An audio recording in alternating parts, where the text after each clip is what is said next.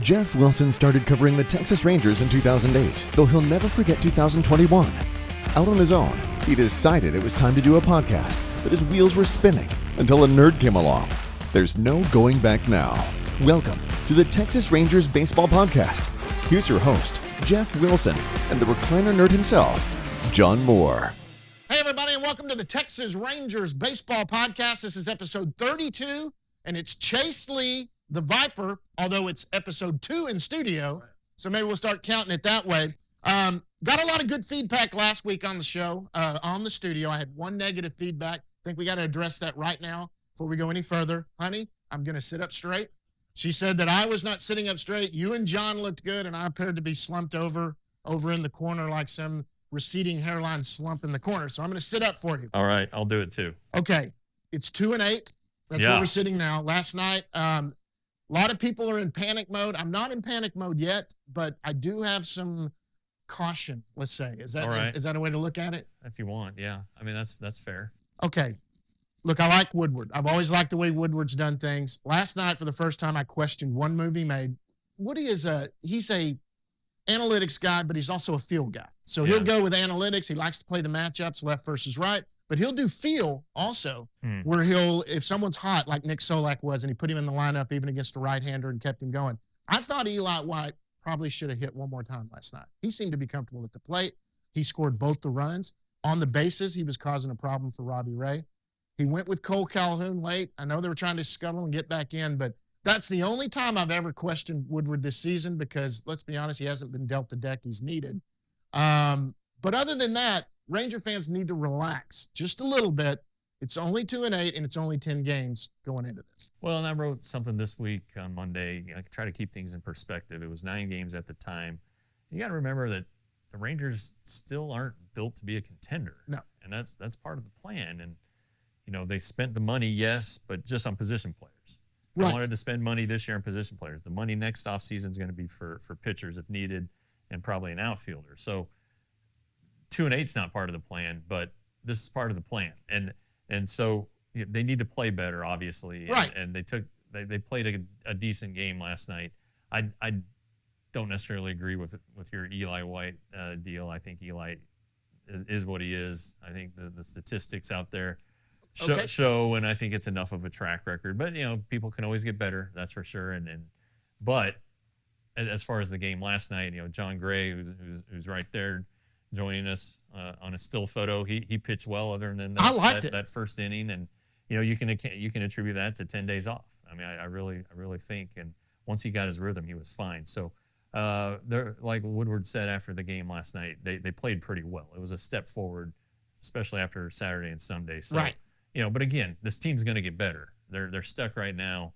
How much better they're going to get? They're not going to win 90 games, but they never were. No, so, exactly. But they're going to start playing better. Well, yeah, and John Gray, for anyone that was watching John Gray pitch last night, if you weren't happy with what you saw, take away the first inning. Look, the home run in the first inning was a good pitch. He went down and got that pitch and drove it out, but he hit the guy and he walked the guy. Yeah. That's something that he doesn't want. He got 9 in a row. There are 10 in a row, actually, 10, that he got out, ended up getting 11 out of 12 outs to end the game, getting through the 5th. I like the way his ball moved. That is a guy that you see in this rotation long term. He looked like he's not an ace. He wasn't signed here to be an ace. Yeah, maybe for this season. Yeah. But in the Rangers' plan, that guy's a great 3, 4, or 5 starter in a good rotation, and he's going to be a good starter in a good rotation. And right now he's your ace, but he looked good last night. He looked worth the money they were spending. Take away the 4 runs. Well, he figured it out. He's a veteran, and a veteran guy figures things out. Right. So that's good, and I think he has the stuff to be a number 2. Let's say, I don't know about number 1. It's hard to judge his career because of the Colorado thing. So, right. You get him in this environment for a full season and see what happens. So I think that's good. Dane Dunning pitches tonight or Wednesday. We'll see what happens there. Right. The rest of the rotation's got to pick it up too, and they will as they get stretched out. They'll be a little bit better, but it's time for that excuse to kind of go away. They should be fine now. They need to perform. And Chris isn't making excuses. Right, and he said that the other day. You know, they took Martin Perez out in the 4th inning, and he probably had more pitches, but it was a matchup thing at that point. So sure, they're starting to have to make those decisions. It's no longer being stretched out. It's a matter of where you're executing or not. And there's some guys I think in the bullpen that aren't executing. That maybe there's some shuffling that's coming up. Dennis Santana is supposed to come back off the COVID list, right? So that's going to lead to a change at some point. So I do you, at some point though you got to start tinkering a little bit. I think. Maybe not this road trip. Maybe after this road trip, when they get home, they can start making a couple moves. The guy behind us, Leody Taveras, I'm big on that. I think they need to see it a little bit longer still. Right. But I think as of today, he's hitting 438 at AAA. Yeah, and Bubba is too, but he's been the one that's looked good. Yeah, and he's also got the 40-man spot. So absolutely. I think, and he's the one with the higher ceiling. He's the one that they want to be their center fielder of the future. If he falls into place and is a capable Major League Baseball player, up the middle, you're solid, and that's where you win. So I wouldn't be surprised if he's not up by May 1. Honestly, I think. Wow. Okay. If it sustains, if he can carry this on for 10 more days or whatever it is, I think early May you could see Leody Taveras. Does White have options? Can he go back down? Okay, so he does have one more option, because I'm trying to say who's the odd man out here. Yeah. Because if they're going to move up, look, they're going down to 26 players May 1st. Right. So there's going to be some moves. Look, there are some arms in that bullpen who probably have a swivel on their head right now, because they have to know that. Look, Woodward has not made any excuses. He is not happy with what things have done. They are going to make some moves. Some of these guys aren't going to be long. Kobe Allard has not looked good. Has not looked good. Spencer Patton has looked okay. Gave up the big home run last night. That wasn't well. But I mean, some of these guys.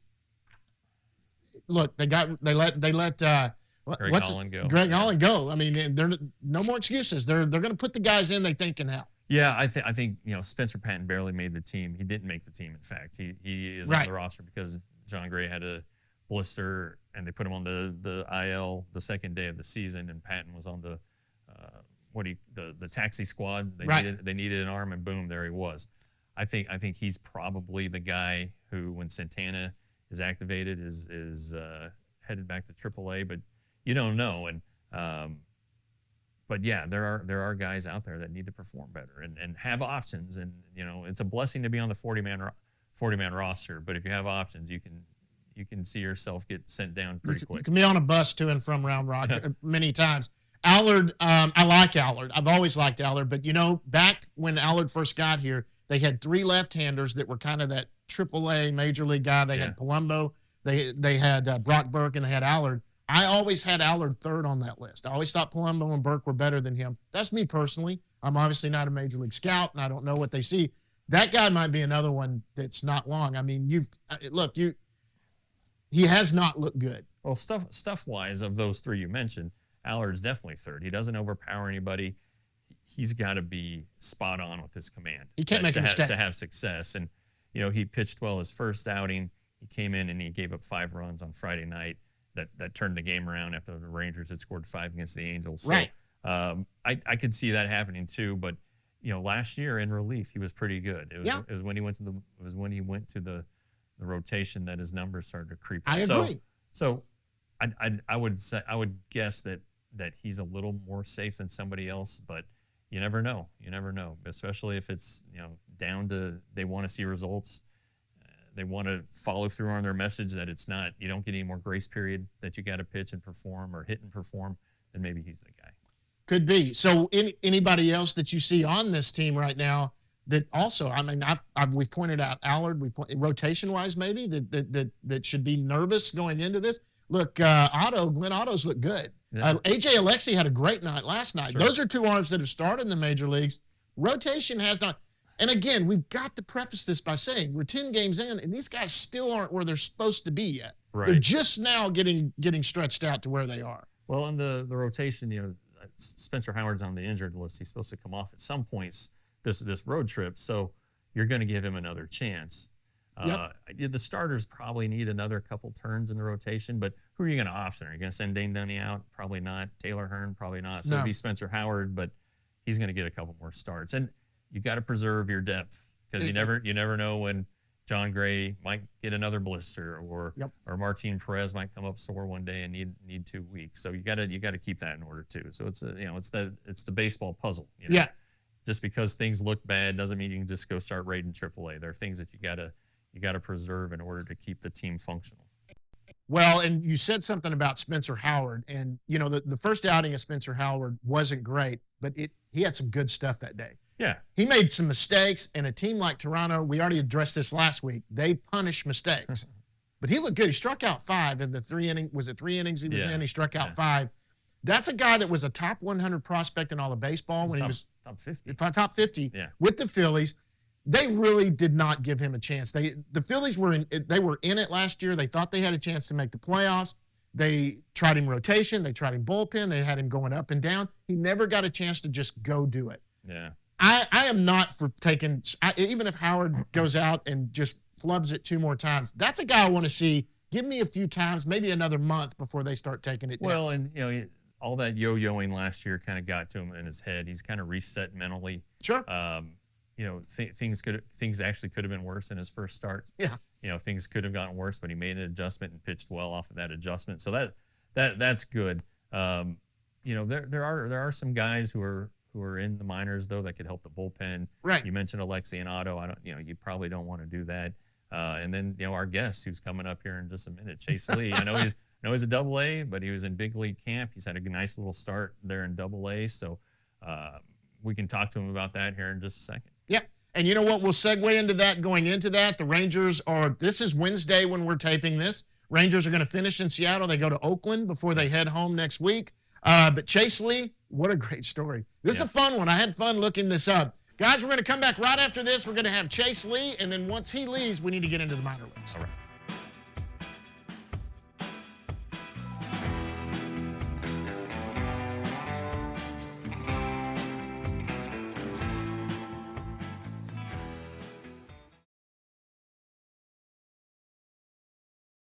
All right, and joining us now in studio is Texas Rangers right-handed pitcher Chase Lee, the Viper.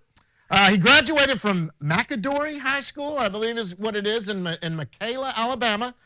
He was the Rangers draft pick in the 6th round of 2021 out of University of Alabama. He was not recruited by Alabama. He went there as a regular student, and this is where the story gets fun. How did you end up playing baseball for University of Alabama? So been a long ride actually, but I went there as a student without any offers, just to be an engineer was the dream.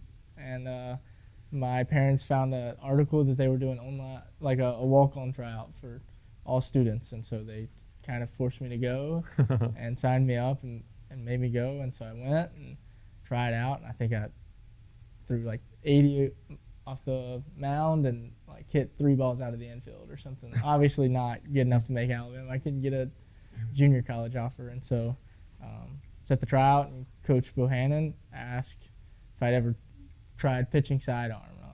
At the time, I never even heard of what that was. I was like, what is, like, guys do that? Like, that's a real thing? And he suggested that would be my only shot at ever having any chance of continuing to play, and that I needed to learn how to do that if I wanted to keep playing. And so I piddled around for a year and worked with some coaches and played in a club team, and then the next year made the team. How do you learn?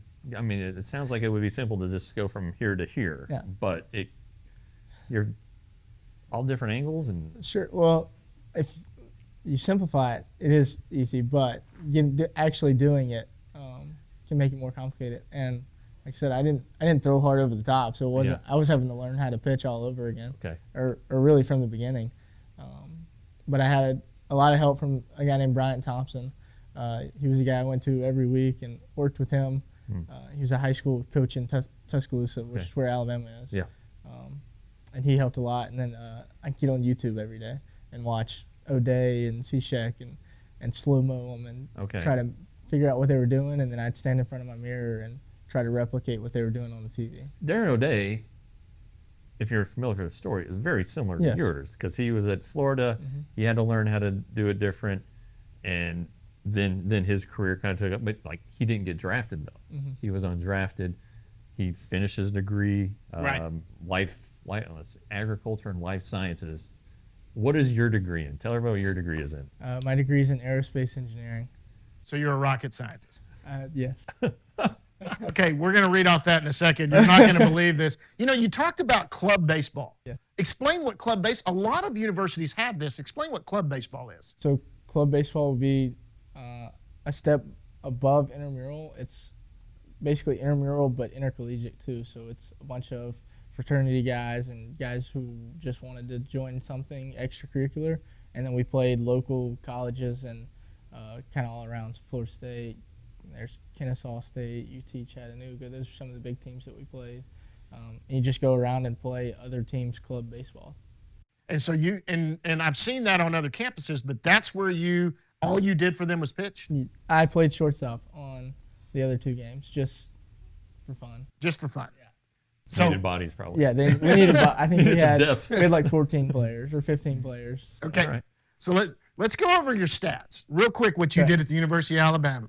His junior year, this is the year he got drafted, his last year, he struck out 51 hitters in 40.1 innings. He had a 1.33 ERA with 7 wins and 7 saves. That'll work. He was third-team All-American. He was All-Southeast Region first team. Alabama's career ERA holder for relief pitcher with a career 1.87 ERA. SEC Spring Academic Honor Roll for 2019, 20, and 21. All while earning a degree in space engineering or aerospace engineering, and all of that, and you're a rocket scientist. Did you have an academic scholarship when you got there? So I did. That was the reason I went to Alabama out of high school, was for the academic scholarship.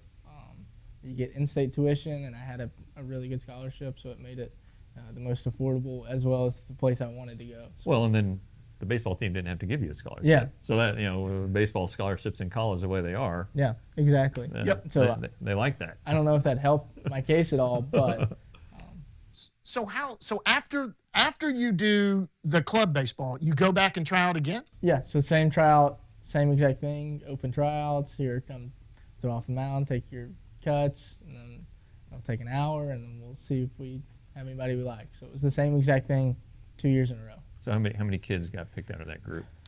One. Chase Lee. Yeah, me. Chase Lee. So that had to be an exciting day. If you grew up, I'm assuming, in University of Alabama fan. Absolutely. So what was that like? Tell us how he did. What did he call you in a room? What did he do to tell you you've made Alabama's baseball team? So it was actually kind of a wild day. We got there. I got there early, tried to show face, and then it ends up raining for the first half hour. So we had to move everything inside to the indoor facility. And so I'm throwing a bullpen on a turf mound in tennis shoes. It seemed like all the stuff that you'd tried to get ready for, and then like a curveball got thrown. So we were inside. I threw my bullpen, and then the team was working out. The gym is also in the cages, and so and I was throwing my bullpen, and it was funny. Guys would kind of stopped working out and just kind of started watching, and then the coaches were in there. So I threw my bullpen, thought nothing of it, just thought it was an okay day, and then started to leave. So I'm walking out the door, and I get down the hallway, and Coach Bohannon comes after me. He's like, "Hey, where you going?" I was like, "Guess I'm heading home. I'm done. I've thrown my bullpen." He's like, "No, I think we're gonna keep you around for the fall and see what you can do." Okay. And so that was kind of what he gave me that day, and that was so exciting. That was years of hard work and just And you're playing for your dream school. and playing for the school that I've always awesome. dreamed of. Like, I say this jokingly, but not jokingly. Like, professional baseball was never the goal. Like, playing in Alabama was Right. I grew up as a kid. Like, I want to go play at Alabama. I don't care about professional baseball. So this is free.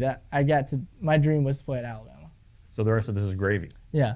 Sixth round draft pick, gravy. Yeah. It's just Big league camp, whatever. Yeah. Now, I guess.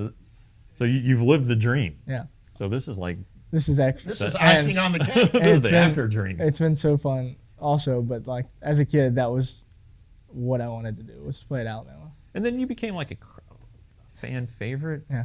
The Viper. Yeah. Talk about that. Yeah. How'd you get the nickname? The fans behind the plate and the right field Rangers, they made the correlation of a sidearm pitcher to a sidewinder, and then that turned into the Viper. And they are great fans, and they bought in, and it kind of unexpectedly it kind of stuck.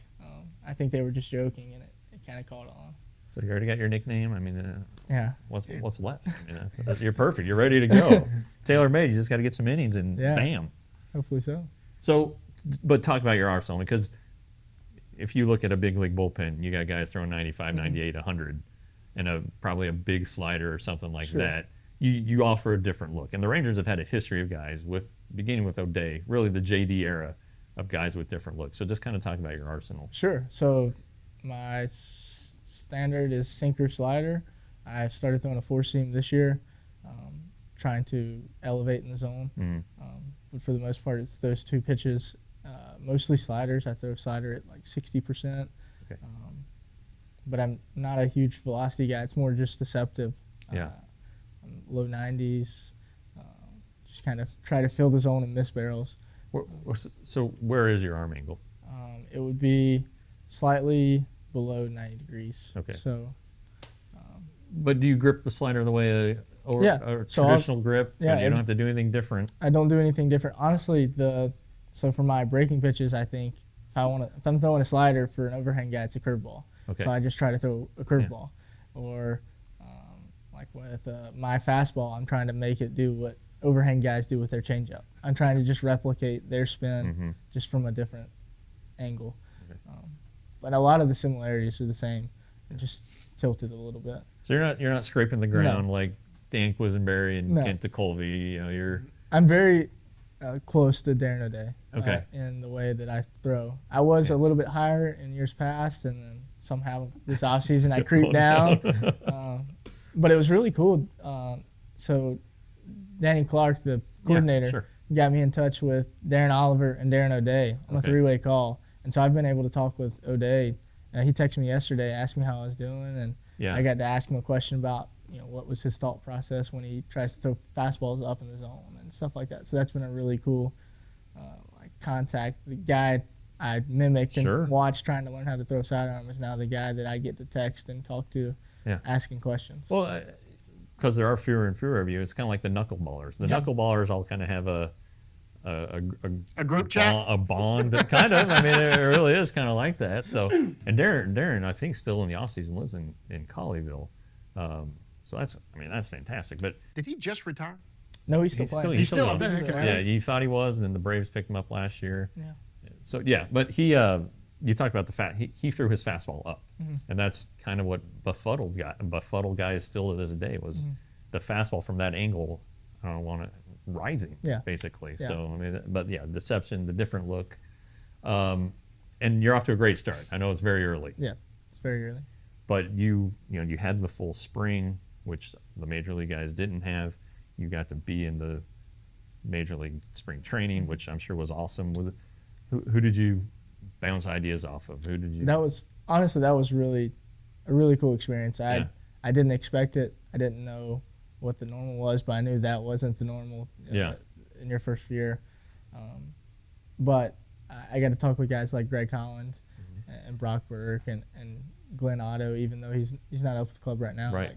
Some of those younger guys within Matt Moore and Greg Holland being the older guys, kind of just watching how they go about their daily work and how they do their business and handle their stuff.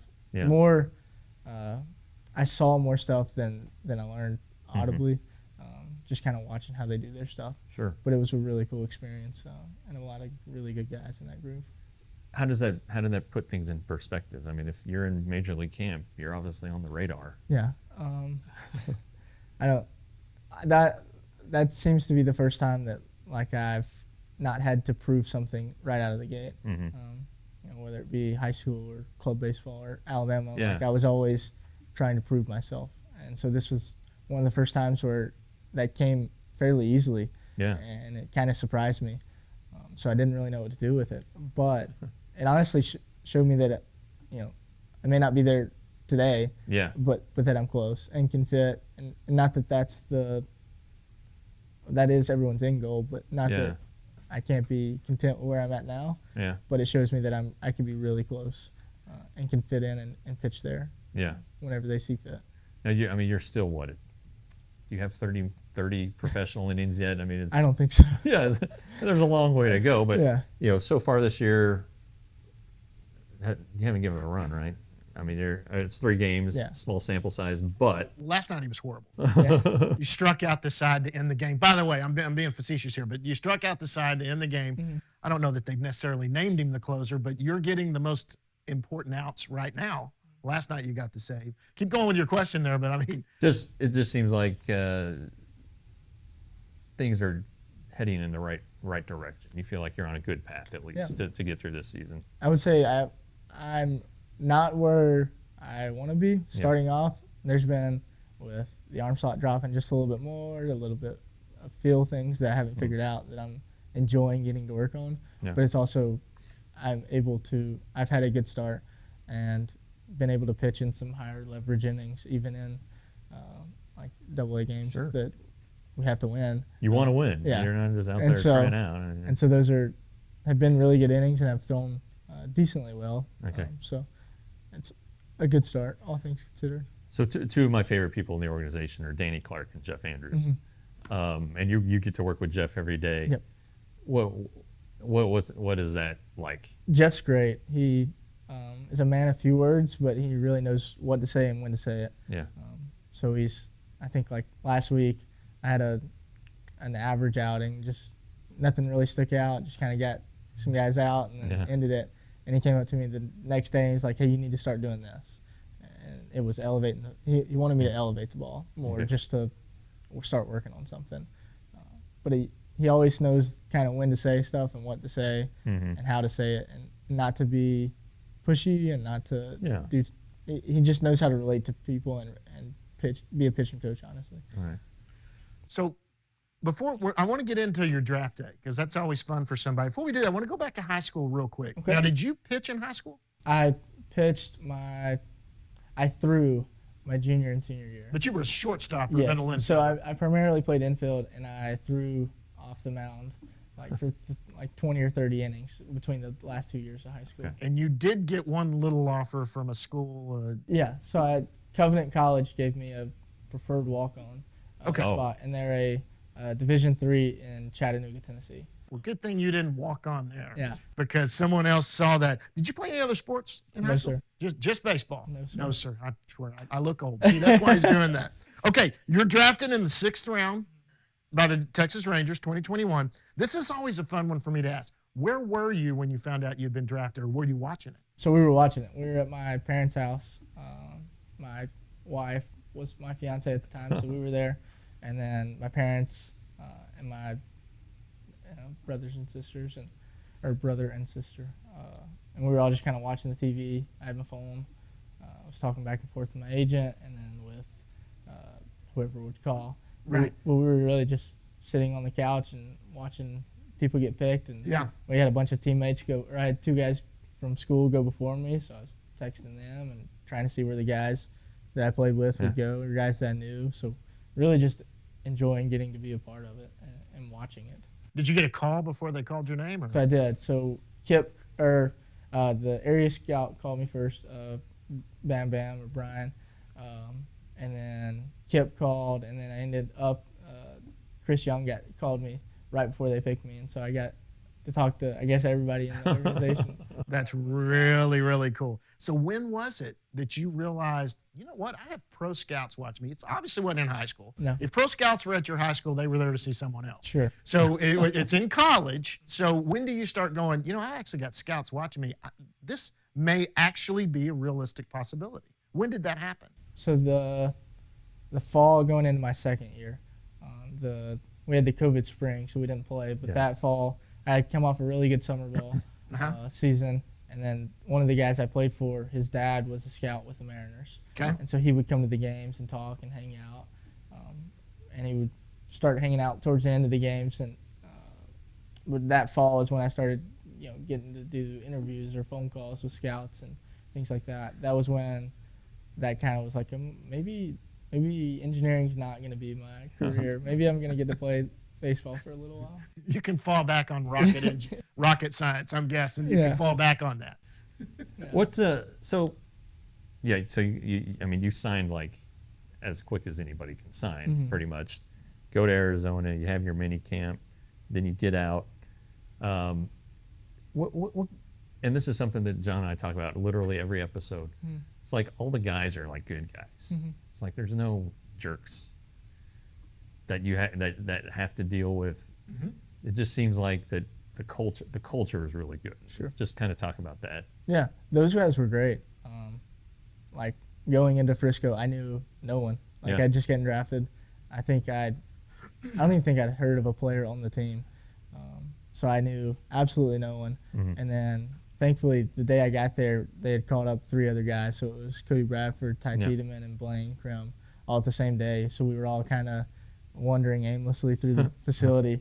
But those guys were great. They accepted me. I figured there would be some pushback since I didn't do all the same things that they did and have to grind through some of the other seasons. But they were accepting, and they taught me a lot and just kind of supported me. And then by the second or third week, I was pitching in the bigger innings, and they were all so supportive. And I can't say enough about how they're accepting and supporting me allowed me to play last year without having to worry about those things. Well, and the 2 of the guys you named, Blaine and Mr. Bradford, are married, as you are. It just seems like there's a group of married guys, and kind of you all live together. I mean, not in the same house, but like apartments in the same building. It seems like there's kind of a, I don't know, there's a fraternity as being players. You're in this fraternity, but it seems like your wives. It seems like you guys have a chance to grow and be like good friends for like a long time. Absolutely. So we had the privilege of living with Davis Wendell and Cody Bradford in Arizona, and then married Cody. Yeah, they're both married. So Davis, our wives have all become really good friends. They have a text message, and then they'll Zoom call when because Davis is in Round Rock, so we had a Zoom call with all of them the other night. Okay. Just kind of hanging out, building those relationships, and then all the wives get to hang out together. But there is like a something different about all the married guys, because there's a common theme of like more responsibilities, more things to take care of, but also just more friendships, because now wives are friends and watching games together. Yep. Right. So you were off camera talking about how the day's over, you just go across the street. You don't get to unwind. Yeah. So what? how do you separate Riders Field, your apartment, and baseball? It's honestly really difficult. So in years past, I've been able to get in the car and drive around. I guess I could do that, but it would be gas is a little expensive. So I've been. It is. I have a notebook, and then after the game, I write down a positive and a negative of each outing, whether I did good or bad. Just one little sentence, and then I put my notebook up and put it in my locker, and that's kind of my way of like, I'm done for the day. I'm done with baseball. I get to go be a husband and a friend and a roommate to guys, and so Cody and his wife, and then my wife. So that's my way of putting baseball down for the day. So you struck out 3 last night. I'm curious, what was the negative? Did you leave a ball up or something? I did, yeah. So I pitched a little timid. I threw like 8 fastballs up, and I normally throw 1 a week. And so my new development goal is to throw fastballs up. And so I was throwing a little timid, throwing up. The wind was blowing out, so it was more of a mentality thing than a results thing. It was a one-run game. Yeah, so. It was a one-run game with the wind blowing out. You're the closer. You're there on the island. And they wanted me to throw fastballs off. Okay, that's good. Now listen, I want to get into some fun stuff. Okay. And we usually do that. Anything else you wanted to ask him going into that? So what's your favorite food? Pizza. That's quick just answer. it. Bam. Yeah. That's a great answer right there. As you can tell, I'm losing some weight. I want to be like you, but okay. So what is your favorite fast food? If you have to get fast food, what's it? Man, Zaxby's. Zaxby's. Ooh, Do you have those around that's here? a southern thing. Yeah, That's it's definitely a southern thing. It is. Yeah. So what are they known for? Chicken fingers. Yeah. Oh, yeah, there are a couple of those around. I have seen those. Yeah. Okay. And What sweet is tea. your favorite home-cooked meal, and who cooks it? Does your wife cook? Does your mom? Does grandma? Both my wife and my mom are great cooks. Good answer. Yeah. Keep everybody happy. That's an experienced married man right there. He just got married too. Yeah. But my wife's a great cook, so she makes these cheeseburger sliders that are really good. And then she started making okra, not with the cheeseburger sliders, just separately. And Like fried okra? or it's like in a pan. No Yeah. kidding. Yeah, and it's really good. Okay. What about your mom? Anything she makes that, like when you go home, it's like, you got to make it, Mom? Chicken casserole. Chicken? Nice. What's in chicken casserole? Chicken. Does Yeah. it have noodles and? No, so it's like chicken and cream of chicken and Ritz crackers over rice. Okay, Man. I could do that too. Yeah, You're a simple man. yeah.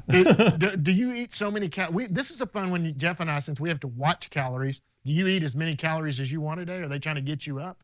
They haven't said anything about weight, so I just eat as I please. If I'm hungry, I eat. So you don't watch what you're eating? I mean, I guess you try not to be too Yeah, unhealthy. I try to. My wife actually gives me a hard time all the time. I don't love vegetables. I eat like a kid. all Like right. our favorite food is pizza, and I probably eat it once a week, twice Right. a week. Like they are trying to get me on a better diet. Well, But- if you put vegetables on your pizza, That There might you be go. might be the trick. That counts. That counts. That's vegetables. That's what you gotta do there. Okay, so what do you do away from baseball? I know you've got a wife, so you do Yeah. that. Do you play golf? I mean, So I do play golf. Really just anything outside. okay. Mostly golf on off days right now. Trying to get a little bit better so I can compete with guys and not ruin an invitation. Right. But anything outside, go for a walk, hang out, sit on the porch, read, just anything that gets me out of the house and away from baseball is really what I do. Now, do you have a good handicap in golf, or are you just like, did you pick it up early, or is this? No, so I picked it up the COVID summer when we were done with baseball, and Yeah. my brother and I went and bought the box set of golf gloves and Sure. started playing, and we've slowly increased our bag and upgraded. But I'm about a 12 right now, and That's I'm trying good. to get to an 8.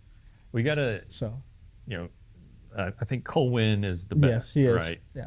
And then I think after that, I don't even know who's good after that, at least in the system. I think Doug Mathis is a good player, Mm-hmm. and I know last year Reagan's is supposedly getting better. I know Reagan's is playing, okay, and Cole was the one telling us that he bought the new driver Yeah. that he's doing. Yeah, Cole's really good.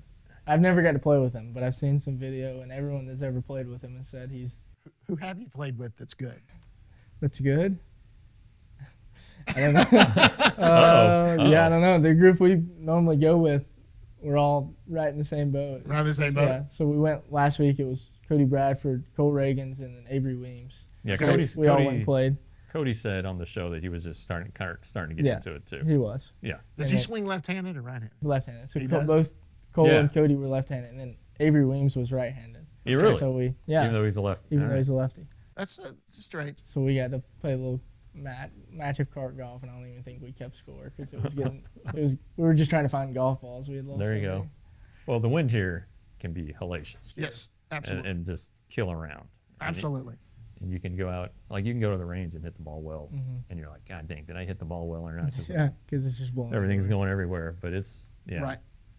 Okay. Last one. I Okay. don't know if you've heard this one. I do this to a lot of guys. It's Okay. what's something that nobody knows about you. We have our fun answers. we pretty much pulled back a lot of layers of the onion here. On, We- on we- him we do. with the school and Yeah. everything. So go ahead, Dustin. Yeah, so I don't know that this one will be as so. Like we have Davis Wenzel, who said he got his finger cut off one time. We've got Jack Leiter, who hates peanut butter. Okay. John Daniel, who has special flying underwear. That's right. Oh, That is real. He has special flying underwear. What is something that nobody knows about Chase Lee, the Viper? that no one knows. Like, Or I guess, maybe only a very small number of people know. Just the inner circle of Chase Lee knows. It doesn't have to be embarrassing, but it can be. It makes it better. Yeah. let's see. I worked at Chick-fil-A all in high school. No kidding. Yeah. Is that why you like Zaxby's? That is why I like that. Yeah, I worked there from like sophomore year till I graduated high school. What's the saying you have to say? That it's My pleasure. my pleasure. Yeah. And Chick-fil-A is great. Let me tell you what. They get you in and out of Chick-fil-A quick no matter what the line does. Yeah. So were you the cook? What'd you do? Work at the window? I worked at the window in the drive-through. At Yeah, the- he's too nice. Yeah. You know, they don't want Yeah. to put him back in the That's the kitchen. face you put out front. You want this person greeting your customers. So do you not like Chick-fil-A? No, I do. I do Okay. now. It took me probably a year. Or You had to year take and a a year half. off? Yeah, of just I couldn't go in the building. It smelled funny, but they were really good. They were really good. It was honestly a really fun first job. Well, and you had Sundays off. Yeah, so and that's, you had that's a Sundays good off. thing. I know that feeling. I was a Siemens apprentice at Long John Silver. Oh my gosh. That was I was off Long John Silver's for a while until I Yeah. got back. And I haven't gone. I've in a never long really time. been on Long John Silver's, to be honest. I don't like the idea Yeah, of never. fast food fish. Yeah, it's yeah, okay. We'll leave it at that. But I know the feeling. You smell like it when you come home. I Yeah. mean, the little costume I wore. Now this is a long. Your dad's probably younger than me. A long time ago. I've got a daughter older than you. But Jeff, anything else before we let him? I just have this vision of you, and I'm thinking of It was a striped shirt, and it was a little. I'm thinking of Fast Times at Ridgemont High. Yes. When Judge Reinhold's driving down the street. And he had the big thing and the on. big pirate hat I on. had He the just little, threw it out the window. I had the little thing that you tied around your head. It was a little bandana around my head. Oh, so you're like a pirate. I was like Okay. a pirate. Anything else before we let him go? No. Guys, Chase, I can't thank you enough. I know that you guys play tonight, so you're going to head back over towards Frisco. We appreciate you so much coming out here. Guys, it's Chase Lee, the Viper, Texas Rangers right-hander, right now at Frisco. If you guys are out and about, go to Frisco. You're going to see him late in the innings. Chase, thanks so much for joining us. Thank buddy. you guys for having Yeah, me. that was awesome, man. Yeah.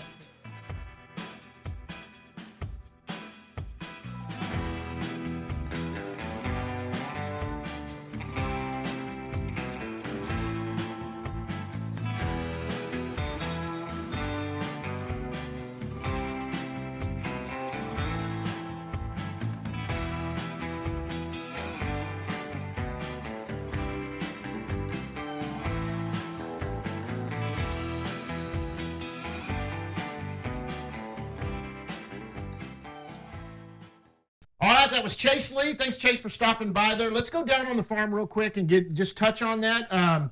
The farm system, all of them won last night. This is Wednesday that we're doing this. They all won last night. Yeah. Obviously, at the upper level, the guys are playing good. The guys that we're watching are the ones that we are watching are the ones that seem to be doing well. Down East hasn't really kicked in offensively yet. Yeah. Anybody that you've noticed this week that had a good week besides Chase Lee? Who's Well, to your point about Down East and Low A, Down East started real slow last year. Right. Both of them and Hickory. But, these are guys that are basically, a lot of them are having their first full season right? of professional baseball or in the United States in the case of the guys that have played in the Dominican Summer League. So it's not unusual for them to start slow. Marcus Smith hit a home run last night, Yep, and he did. I'm a big Marcus Smith guy. I do too. The I like Fish, him. Franier Navarez hit a home run. He might be their second or third most talented catcher Yep. in the system. So they do have good players. It's going to take a while, and then that will be supplemented by Cam Colley, those guys. Ian Mahler. Morobel will probably join them at some point, kind of have an abbreviated taste to affiliated ball. So that's not surprising. As far as guys who've played well, at AAA, obviously very high on Leote. We talked about him earlier. Bubba Thompson is having a nice start. Not on the 40-man, so Right. Leote's Davis in it. Wenzel, also not on the 40, has Come on late. come Started on. out slow. really Alexi Otto, who we also mentioned, both of those guys. So there's some good stuff happening at AAA. Wynn's been great. Yeah, since right. he's gone. Go down to AA. You go down. Evan Carter, 2 for 4 last night. Carter, At Hickory. At high A, at Hickory, 19 years old, one of the younger guys in Hickory. 2 Yeah. for 4. He's hitting 321. That's probably up to 338, something like that. Christian Anoa, Chris Cease, by the way, he's back. Yes. And he's hitting, as of right now, he's hitting 269. He's hit 2 home runs. He hit a double last night. He was 2 for 4. That's a name to watch. Yeah. That was once the guy that they thought He's a former first-round pick. Yeah, and they thought he was going to take. That was the guy that was going to take over for Elvis when Elvis retired. Look. Last year when I did the deal for Baseball America, Right. the prospect handbook, somebody in the system said that Chris Cease is a top 5 prospect and might be their best prospect. Yep. Just you look at the body and the tools, he just can't stay healthy. Right. And if he does, who knows? But it's an intriguing guy. He's still in the system. He's gone through so much. Yep, two And shoulders. He's a guy you got to root for, kind of, Yep. But on your point on Carter, He is young. He only had 106 at bats or plate appearances at low A, and he had the back injury. The reason they pushed him is because he had the right foundation. Right. And it's the strike zone judgment. Yep. And he knows, and just on that foundation, they felt confident that he would survive. It's been only a couple weeks, but it looks like the right choice at this point. And then I think we skipped over Double-A. We didn't ask Chase about Jack Leiter there in this, same conference in college. I'm sure everybody gets beat down with Jack Leiter questions, Absolutely. but his second appearance was as good as his first. It was actually a little bit better. So I think that, you don't want to push it. You got to sit. Leiter have been great. But you got to sit and be patient with Leiter. But through 2 starts, it looks really good. Who I'm excited to see get going at Double-A is Dustin Harris, who started off rather slow. Yeah. I said last week he started slow, but he's hitting the ball on the barrel. It's just going right at people. 2 for 4 last night. He's raised his average up into the 260s. That's a good guy to see going. Blaine Krem's killing the ball, leading just like Ezekiel Duran's still doing well. Sure. Procession. This guy's not a major leaguer, guys, but I just love what he does for the team. Sure. When he does what he did there. But that really kind of touches it. Look, the Frisco's 9-1 after last night. Yeah. Round Rock's 9-4 after last night. Sure. Round Rock was horrible last year. and it extended to the major leagues how bad they were. Yeah. That's your 2 upper levels that are doing great. Right. Frisco has so much talent. Oh, gosh, it's good. Not that Round Rock doesn't. Exactly. And it's close. But, you still sprinkle in some veteran guys to fill out that roster. And you got to have them. Right. You got to have those guys that know what they're doing in case you need somebody and you want to let the prospects continue to develop. But, man, that Frisco team's got some talent. Absolutely. Well, guys, we're going to wind this thing down. We've gone over the minor leagues. You'll have your Friday on the Farm. You usually get out there. Thanks for listening to this one. Thanks for Chase Lee for joining us. Until next time. RangersToday.com. Absolutely. RangersToday.com. Right there you see it. Go join up, guys. $5.99 a $5.99. month, $60 for the year. So worth your money. I get mine every morning with my coffee. Go join the YouTube channel and listen to the podcast. Chase Lee, once again, we'll get out of here. Thanks for joining us. Until next time, guys, we'll see you at the yard.